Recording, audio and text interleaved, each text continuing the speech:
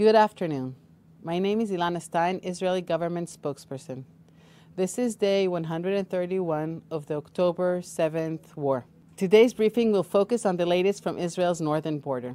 This morning, numerous launches were identified crossing from Lebanon onto the areas of Netua, Manara, and into the IDF base in northern Israel.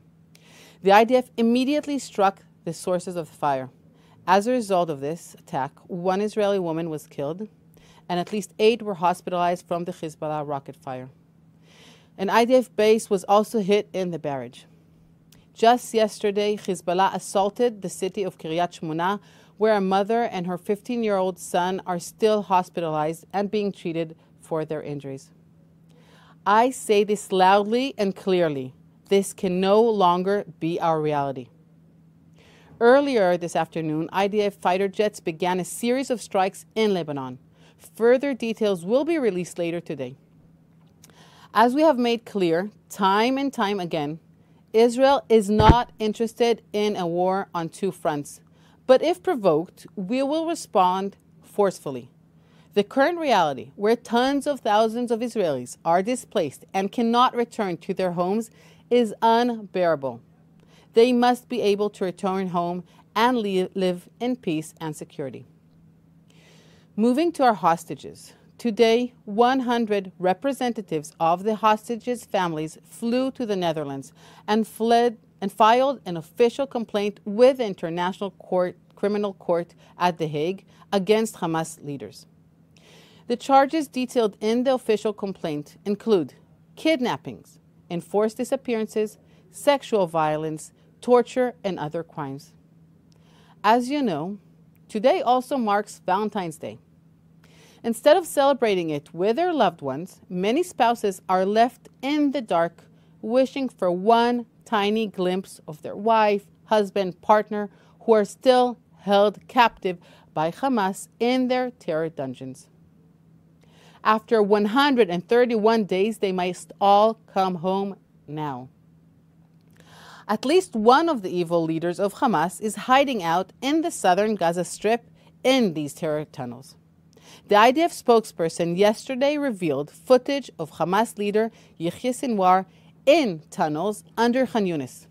The clip, filmed on October 10th, features Sinwar in a tunnel scurrying underneath the southern Gaza city of Khan Yunis like the butcher coward he is, walking behind what appears to be his wife, along with 3 of his children, who are led by Sinwar's brother Ibrahim, according to the IDF.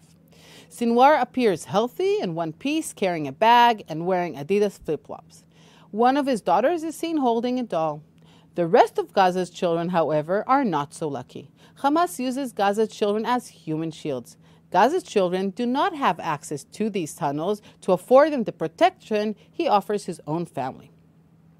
Another video that was taken from Hamas surveillance footage from these tunnels that was recently retrieved by IDF troops operating in the area shows that exposes millions of dollars in cash in Sinwar's safe.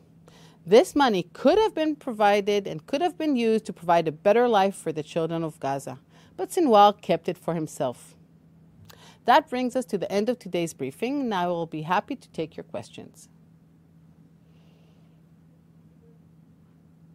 Thank you. First question from Joel Pollock. Thank you. First question from Joel Pollock from Breitbart News. South Africa filed an urgent appeal with the International Court of Justice to stop any Israeli attack in Rafah.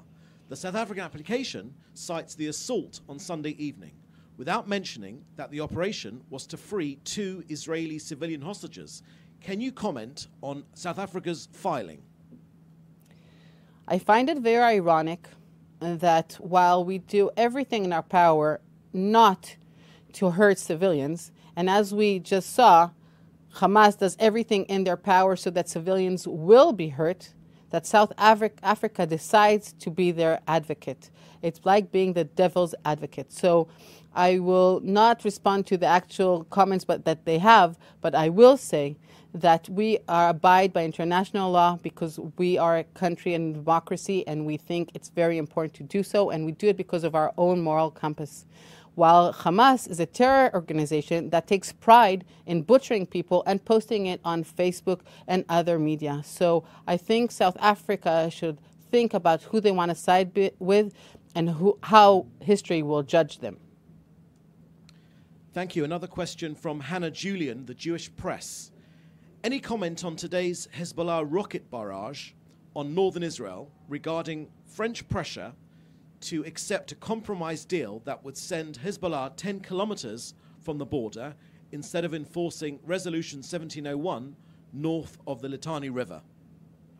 As you know, we think that the UN resolution should be respected, and this is what we're aiming for. Other discussions that are being taking place behind closed doors I cannot comment about, but what we know is that we need our people to be secure. For 4 months, these people have not been in their homes, have not been doing their jobs because of Hezbollah attacking us and deciding to do this without any reason to do so whatsoever. So we hope that the international community understands that this cannot take place anymore and that we need their support, and they should stand behind the UN resolutions that were already accepted in the past and now we should all make sure that they actually are respected. Another question from Hannah Julian, the Jewish Press. Which IDF base was hit, and was anyone injured, and was there damage? In my comments before, I discussed the damage. I cannot talk specifically about a specific base, but we do have casualties, as I said before, and of course every casualty is something that is very, very sad for us. And as we said, we do not want this war, and we do not want casualties. Question from Gwen Ackerman of Bloomberg. Does Israel see today's attacks as an escalation? This war has been taking place for, as you know, for 4 months and for 131 days. And there's been highs and there have been lows, but basically it should stop. And this is what we want the world to understand. This has to stop, and as fast as possible. Thank you. That's the last question. Thank you for your time, and we'll see you in our next briefing.